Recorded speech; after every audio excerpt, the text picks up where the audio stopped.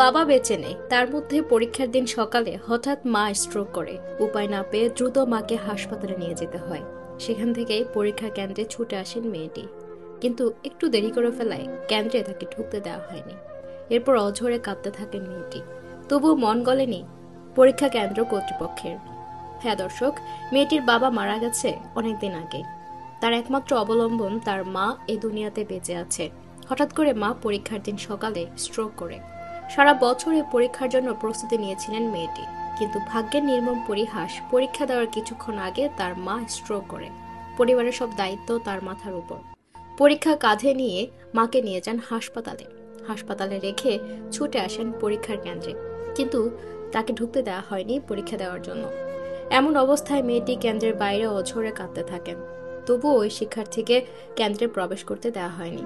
বিষয়টি সোশ্যাল মিডিয়ায় ছড়িয়ে পড়ায় অনেকেই ক্ষোভ প্রকাশ করেছে। জানা গেছে, এইচএসসি সমমানের পরীক্ষার প্রথম দিনে ২৬শে জুন রাজধানীর সরকারি মিরপুর বাংলা কলেজ কেন্দ্রে এ ঘটনা ঘটে। এ ঘটনায় অনেকেই ফেসবুকে পোস্ট করেছেন। তাদের মধ্যে একজন সানাউল হক সানি। তিনি ক্ষোভ প্রকাশ করে লিখেছেন, এইচএসসি পরীক্ষার্থী এ মেয়েটির বাবা বেঁচে নেই। মা আজ সকালে মেজর স্ট্রোক করেছে। যেহেতু পরিবারের দায়িত্বশীল কেউ বেঁচে নেই, তাই মেয়েটিকে সব সামলিয়ে মাকে হাসপাতালে নিয়ে যেতে হয়েছে। সেখান থেকে ছুটতে হয়েছে পরীক্ষার কেন্দ্রে মিরপুর বাংলা কলেজে। কিন্তু মেয়েটির ভাগ্য খারাপ। লেট হওয়ায় পরীক্ষার হলে প্রবেশের সুযোগ পায়নি মেয়েটি। কেন্দ্রের বাইরে অঝরে কাঁদছিল মেয়েটি। পরীক্ষা কেন্দ্রে দায়িত্বে যারা ছিলেন তাদের কেমন লেগেছে? তাদের একটুও মন গলেনি মেয়েটির জন্য। কিন্তু ভিডিওটা দেখে কিছুটা হলেও অনুভূতি আমরা বুঝতে পারছি।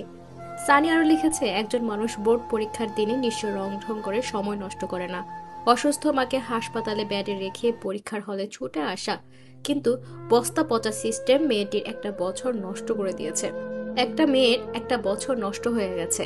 তার কাঁধে অনেক দায়িত্ব, কারণ তার বাবা বেঁচে নেই, তাকেই পরিবারের দেখাশোনা করতে হয়। তার উপর তার মা অসুস্থ, হাসপাতালে ভর্তি। আজকের দিনটি এই পরীক্ষার্থীর জীবনে চিরতরে দাগ কেটে গেছে। এই মেয়েটির বাবা নেই, মা স্ট্রোক করেছে। পরিবারে আর কোনো দায়িত্বশীল মানুষ তার পাশে নেই। ভোর থেকে মেয়েটি শুরু হয়ে দৌড়ঝাঁপ। মাকে নিয়ে ছুটে যায় হাসপাতালে, নিজ হাতে ভর্তি করান হাসপাতালে। মা তখন বেডে শুয়ে জীবন মৃত্যু সন্ধিক্ষণে। তবুও পাথর চাপা দিয়ে ছুটে আসেন পরীক্ষার হলে।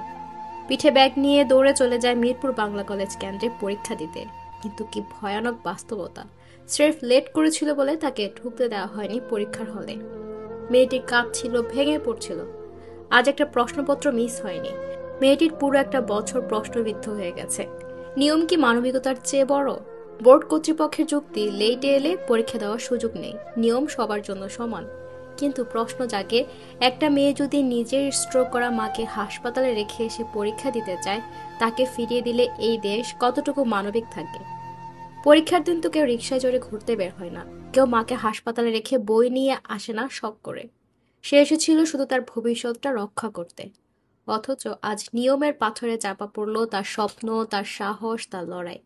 সিস্টেমের গায়ে তো মরিচিকা পড়ে গেছে অনেক আগে। আমরা দেখি, প্রশ্ন ফাঁস হলে কিছুই হয় না। সিট কিনে পাশ করলে কেউ জবাবদিহি করে না। অথচ একজন মেয়ের একটা মিনিট দেরি মানে তার ভবিষ্যৎ শেষ। আজ প্রশ্ন শুধু মেয়েটির নয়, এটি আমাদের প্রতিটি নাগরিকের। আমরা কোন সমাজে বাস করছি? এখানে নিয়ম কাদের জন্য? কাদের জন্য মানবিকতা বেঁচে আছে? মানবিকতা শুধু পোস্টার আর সেমিনারেই থাকে, তবে এদেশের ভবিষ্যৎ প্রজন্মের জন্য সেটা অ্যাপ্লাই করা হয় না। আজ মেয়েটি হারেনি, হেরেছে শিক্ষা ব্যবস্থা, হেরেছি আমরা, পুরো সমাজ। দয়া করে এই পোস্টে শেয়ার করুন, যেন কর্তৃপক্ষ চোখে আঙ্গুল দিয়ে দেখতে পায় একটা সাহসী মেয়েকে আমরা কতটা ঠকিয়েছি। মানবিকতার হাত কোন জায়গায় বাড়িয়ে দিতে হয়। আরও আপডেট পেতে আমাদের ফেসবুক পেজটি ফলো করে সাথে থাকুন। ধন্যবাদ।